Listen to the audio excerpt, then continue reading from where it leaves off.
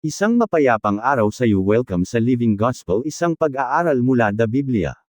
Pagpapalawak ng ating impluensya para sa pag-unlad ng kanyang kaharian.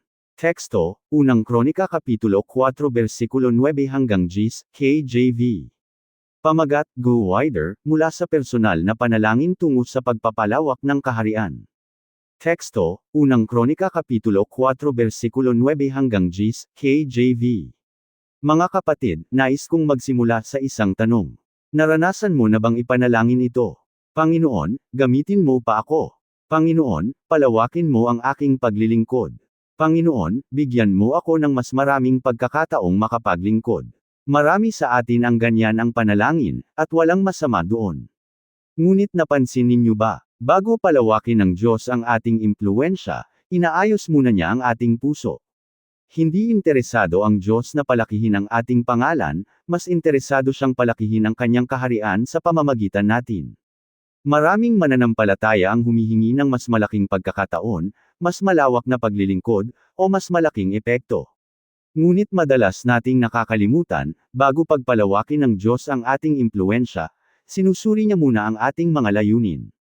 Hindi siya naghahanap ng mga taong nais lamang maging dakila, kundi ng mga taong nais magpalaki ng kanyang kaharian. Sa Unang Kronika Kabanata 4, tila karaniwang bahagi lamang ito ng kasulatan, puro pangalan, talaan ng angkan. Minsan, gusto na nating laktawan ito kapag nagbabasa tayo dahil tila walang kwento. Ngunit sa gitna ng mahabang listahan, biglang huminto ang banal na espiritu, na parang sinasabing, sandali, may isang tao rito na dapat ninyong makilala. Ang pangalan niya ay Jabez. Hindi siya hari, hindi propeta, hindi sundalo, hindi sikat. Ngunit naging kilala siya sa isang bagay, marunong siyang manalangin. Ang ibig sabihin ng kanyang pangalan ay, kalungkutan, o hirap. Ipinanganak siya na may masakit na alaala, tila sinasabi ng mundo, iyan ang magiging buhay mo. Ngunit hindi niya hinayaang ang kanyang nakaraan ang magdikta ng kanyang kinabukasan. Sa halip na magreklamo, lumapit siya sa Diyos. Sa halip na sisihin ang sitwasyon, nanalangin siya. Ang kanyang panalangin ay hindi lamang para sa sarili, humingi siya ng pagpapala, mas malawak na nasasakupan, presensya ng Diyos, at proteksyon laban sa kasamaan. At ang pinakakahanga-hanga, sinagot siya ng Diyos. Mga kapatid, habang ang ating simbahan ay may temang, Go Wider, nakaharap sa labas, may misyon, nagbabahagi ng salita, naniniwala akong napapanahon ang panalangin ni Jabez. Hindi tayo tinatawag para magkaroon lamang ng mas malaking gusali o mas maraming dumadalo. Tinatawag tayo para sa mas malawak na impluensya ng Ebanghelyo, mas maraming kaluluwang naaabot para kay Kristo, at pagpapalawak ng kaharian ng Diyos. Kaya ngayong araw, ang tanong ay hindi, paano mo ako yayamanan, Panginoon? Kundi, paano mo palalawakan ang iyong kaharian sa pamamagitan ko? Iyan ang puso ng panalangin ni Jabez, at iyan din ang diwa ng dakilang atas ng ating Panginoong Heso Kristo. Paano tayo tunay na makaka-go wider para sa kaharian ng Diyos nang umaasa hindi sa sarili kundi sa kanyang kapangyarihan?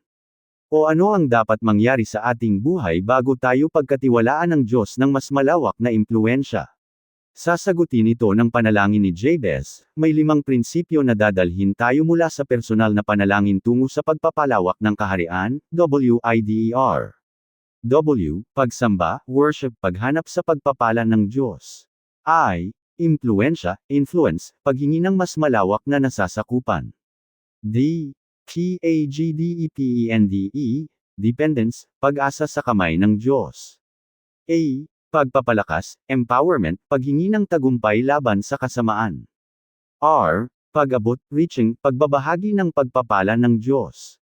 Hindi lamang lumalago sa bilang ang iglesyang Go Wider, lumalawak ito sa impluensya, gumagawa ng mga alagad, at umaasa sa kapangyarihan ng Diyos. I. W. Pagsamba, paghahanap sa pagpapala ng Diyos. Talata, O that thou wouldest bless me indeed, Unang Kronika Kapitulo 4 versikulo 10a. Ang salitang, pagpala, ay mula sa Hebreyong barak, H1288, ibig sabihin ay magkaloob ng pabor, yumuko bilang paggalang, at punuin ng kabutihan ng Diyos. Hindi material na kayamanan ang hinihingi ni Jabez kundi ang biyaya ng Diyos na magbibigay daan upang matupad niya ang layunin nito. Napansin ba ninyo? Hindi agad humiling ng mas malawak na lugar si Jabez. Ang una niyang sinabi ay, "Pagpalain mo ako, Panginoon." Dahil alam niya, hindi ang pagpapala ang pinakamahalaga, kundi ang Diyos na nagpapala. Kung nais nating go wider, kailangan muna nating go deeper sa ating ugnayan sa Kanya. Ang tunay na misyon ay laging nagsisimula sa tunay na pagsamba, hindi magiging epektibo ang paglilingkod kung mahina ang ating pakikipag-isa sa Diyos. May malaking pagkakaiba ang paghahanap sa kamay ng Diyos, ang ibinibigay niya, at paghahanap sa puso ng Diyos, ang kanyang sarili. Marami ang nagnanais ng biyaya ngunit ayaw kilalanin ang tagapagpala. Ngunit kapag inuna natin ang Diyos, ang lahat ng kailangan natin ay ibibigay kasama na, gaya ng pangako ni Jesus sa Mateo Kapitulo 6 versikulo 33. Mateo Kapitulo 6 versikulo 33, hanapin ninyo muna ang kaharian ng Diyos. Awit Kapitulo 67 versikulo 1 hanggang 2, pinagpapala ang bayan ng Diyos upang makilala siya ng mga bansa. Santiago Kapitulo 4 versikulo 3, sinusuri ng Diyos ang layunin ng ating mga panalangin. Isipin ang sanga na nakakabit sa puno, hindi nito kailangang pilitin na mamunga, dahil ang buhay nito ay galing sa puno. Ganoon din tayo, kapag nananatili tayong nakakabit sa Diyos sa pagsamba, kusang lumalabas ang bunga ng espiritual na paglilingkod. Hindi natin hinahabol ang pagpapala, nananatili tayo sa tagapagpala. Bago humiling ng mas malaking tungkulin, tanungin ang sarili, lumalalim ba ang aking pagsamba at panalangin? Mas interesado ang Diyos sa ating pagkatao kaysa sa ating posisyon, sa ating pakikipag-isa kaysa sa ating ambag. Kapag nakita niyang siya ang ating prioridad, hindi siya magdadalawang isip na gamitin tayo ng higit pa. Ang ating Panginoong Hesus ang perpektong halimbawa, bago mang-aral, pumili ng alagad, o humarap sa krus, nanalangin muna siya. Ang lakas ng kanyang paglilingkod ay nagmula sa pakikipag-isa sa Ama. At dahil kay Kristo, mayroon na tayong daan upang lumapit sa Diyos at tanggapin ang kanyang pagpapala. 2. Impluensya, paghahanap ng mas malawak na nasasakupan. Talata, and enlarge my coast. Unang Kronika Kapitulo 4 versikulo 10b. Ang salitang, palawakin, ay Rab, H7235, dumami, lumago, at, nasasakupan, o, hangganan, ay Gebel, H1366, hangganan, bahaging ipinagkatiwala, sakop ng pananagutan. Hindi lupa o kayamanan ang hinihingi ni Jabez, kundi mas malawak na sakop ng paglilingkod para sa Diyos. Sa panahon ng Israel, ang lupain ay simbolo ng pananagutang ipinagkaloob ng Diyos. Ang panalangin niya ay, Panginoon, palawakin mo ang lugar kung saan maaari mo akong gamitin. Iyan ang tunay na go wider, hindi pagpapalawak ng ari-arian, kundi pagpapalawak ng impluensya para sa Ebanghelyo. Hindi niyang hiningi na alisin ang problema, alam niyang kasama ng mas malaking sakop ang mas maraming tao at hamon. Ngunit handa siya dahil tama na ang kanyang puso. Gaya ng sinabi ni Jesus sa Gawa Kapitulo 1 versikulo 8, magiging saksi siya natin hanggang sa dulo ng lupa. Ang ating lupa ngayon ay ang ating pamilya, kaibigan, trabaho, paaralan, at bawat taong inilalapit ng Diyos sa atin. Gawa Kapitulo 1 versikulo 8, kayo'y magiging mga saksi ko. Mateo Kapitulo 28 versikulo 19 hanggang 20, magsilakad nga kayo at gawin ninyong alagad ang lahat ng mga bansa. Isayas Kapitulo 54 versikulo 2 hanggang 3, palawakin mo ang dako ng iyong tuoda. Ang ilaw sa maliit na kwarto ay maliit lang ang liwanag, ngunit kapag inilagay sa mataas na lugar, mas marami ang naliliwanagan. Hindi nagbago ang ilaw, kundi ang sakop nito. Hindi natin kailangang maging sikat, kailangan lang nating ilagay ng Diyos sa tamang lugar upang magningning si Kristo. Hindi ang ating pagkakakilala ang layunin, kundi ang pagkakakilala kay Jesus. Sino ang inilalapit ng Diyos sa iyo na hindi pa nakakarinig ng Ebanghelyo?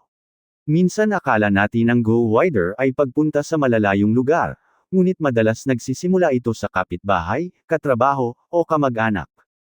Huwag mong hintayin magkaroon ka ng malaking plataporma, maging tapat ka muna sa kung nasaan ka ngayon. Si Jesus ang pinakadakilang halimbawa, iniwan niya ang kaluwalhatian ng langit upang abutin ang makasalanang mundo, tinawid ang lahat ng hangganan ng lahi at katayuan upang iligtas tayo. Ang dakilang atas niya ay ang ating misyon ngayon, upang dalhin ang Ebanghelyo sa lahat. 3. D. Tagdepende, paghahanap sa kamay ng Diyos. Talata, and that thine hand might be with me, unang Kronika Kapitulo 4 versikulo GC. Ang salitang, kamay, ay Yod, H3027, sumisimbolo sa kapangyarihan, presensya, proteksyon, at pabor ng Diyos.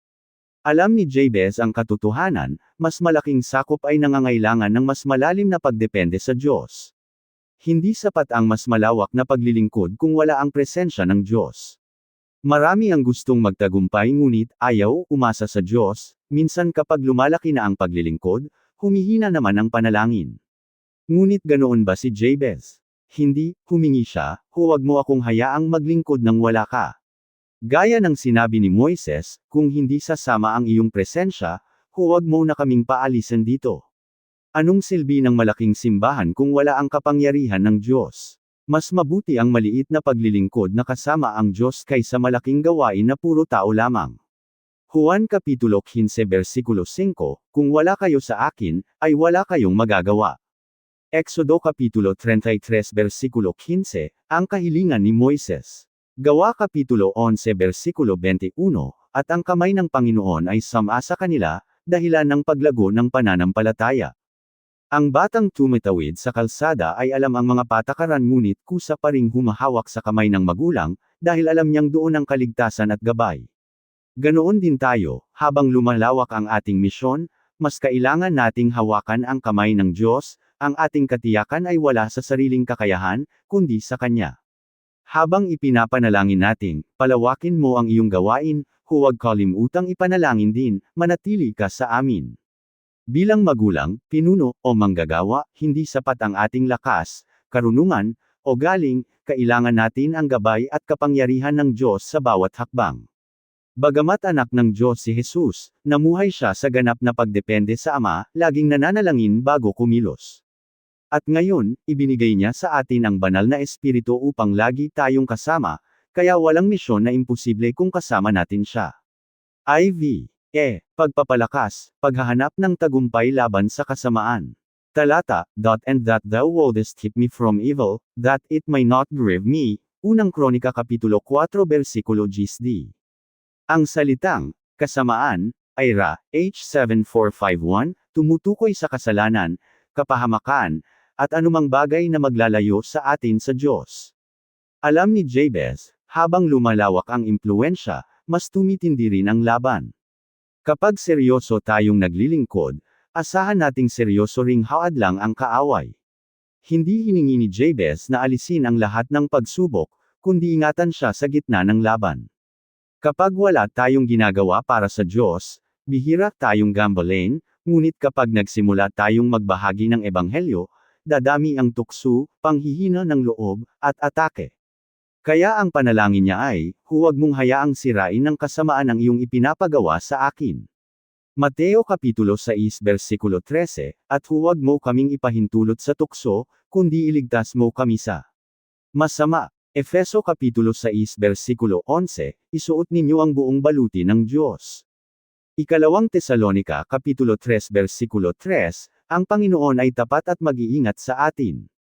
Bago ipadala ang sundalo sa misyon, binibigyan muna siya ng tamang proteksyon at kagamitan, dahil alam ng commander na mahalaga ang misyon, ngunit mahalaga ring makapaglingkod siya ng matagal. Ganoon din ang Diyos, ibinigay niya ang kanyang salita, banal na espiritu, at panalangin upang tayo ay mapangalagaan habang naglilingkod. Ingatan natin ang ating puso, isip, pananalita, at ugnayan, dahil mas madaling sirain ang patuto kaysa buuin ito. Ang pinakadakilang tagumpay ay hindi ang pagkakaroon ng malaking paglilingkod, kundi ang manatiling tapat hanggang wakas. Si Jesus ay tinukso ngunit hindi nagkasala, ginamit niya ang salita ng Diyos at nanatiling sumusunod sa Ama. Sa krus, tila nagtagumpay ang kasamaan ngunit sa ikatlong araw ay bumangon siya, tuluyan ng nagwagi laban sa kamatayan at kasalanan. Lumalaban tayo hindi para makamit ang tagumpay, kundi dahil tagumpay na ni Kristo. Pag-abot, pagbabahagi ng pagpapala ng Diyos. Talata, and God granted him that which he requested, unang Kronika Kapitulo 4 versikulo 10. Maikli lamang ang sabi ng kasulatan, sinagot ng Diyos ang kanyang kahilingan. Hindi sinabi kung gaano kalaki ang naging sakop niya o kung gaano siya kayaman. Ang ipinapakita ay ang katapatan ng Diyos na sumasagot sa panalangin ng tapat. Ngunit tandaan, ang pagpapala ng Diyos ay hindi destinasyon, ito ay atas. Hindi tayo pinagpala para sa sariling ginhawa, kundi upang pagpalain ang iba. Ang bawat talento, pagkakataon, o materyal na biyaya ay may kaakibat na misyon, dalhin ang iba kay Kristo. Gawa Kapitulo 1 versikulo 8, maging saksi niya hanggang sa dulo ng lupa. Mateo Kapitulo 5 versikulo 16, mangginingning ang inyong liwanag sa harap ng mga tao. Ikalawang Korinto Kapitulo 5 versikulo 20, tayo ay mga sugo ni Kristo. Kapag ipinasa mo ang apoy ng kandila sa iba, hindi nababawasan ang liwanag ng una, ngunit mas marami na ang nagbibigay liwanag. Ganoon din ang Ebanghelyo, kapag ibinahagi mo si Jesus, mas lumalawak ang pagkilala sa Kanya. Ang liwanag ay hindi ginawa para itago, kundi para ipasa. Hamani ng sarili, sino ang maaari kong abutin ngayong linggo? Hindi kailangang marami, kahit isa lang ang makausap o maimbitahan mo, malaking bagay na iyon. Minsan ang isang tao ay makakaabot pa ng iba, ganyan lumalago ang kaharian ng Diyos. Si Jesus ang nagpakita ng pinakadakilang paraan ng pag-aabot, iniunat niya ang kanyang mga kamay sa krus upang yakapin ang buong mundo. Ang dakilang atas niya ay ang ating misyon, dalhin ang mabuting balita sa lahat ng bansa. Nakita natin ang pagkakasunod-sunod ng panalangin ni Jabez, pagsamba impluwensya pagdepende pagpapalakas pag-aabot. Ito ang landas ng tunay na pagpapalawak para sa kaharian. Ang panalangin ni Jabez ay natupad ng lubusan kay Kristo, siya ang nagdala ng pagpapalang kaligtasan at nagbukas ng kaharian ng Diyos para sa lahat. Hindi tayo tinawag para palakihin ang ating pangalan, kundi para palawakin ang impluwensya ni Jesus. Ang hamon sa inyo, sa trabaho, paaralan, o tahanan, go wider. Huwag mong isipin na maliit ang kaya mong gawin, ang hinahanap ng Diyos ay hindi ang pinakamahusay, kundi ang handang magpagamit. Tandaan ang WIDER. W, Panginoon, ikaw muna. I, gamitin mo ako para sa iyo. D, hindi ko kaya kung wala ka. E, ingatan mo akong manatiling tapat. R, tulungan mo akong abutin ang iba. Hindi pinalalawak ng Diyos ang ating sakop para magtayo tayo ng sariling kaharian, kundi para maitayo ang kanyang kaharian. Kaya ang ating panalangin ay, Panginoon, palawakin mo ang iyong kaharian sa pamamagitan ko. Balang araw, kung tayo ay tapat, maririnig natin ang pinakamagandang papuri, mahusay. Mabuti at tapat na lingkod, Mateo 25:21. Amen. Maraming salamat na pakikinig. Ako si Pastor Jeff Flores, nagsasabing sa Diyos ang lahat ng papuri.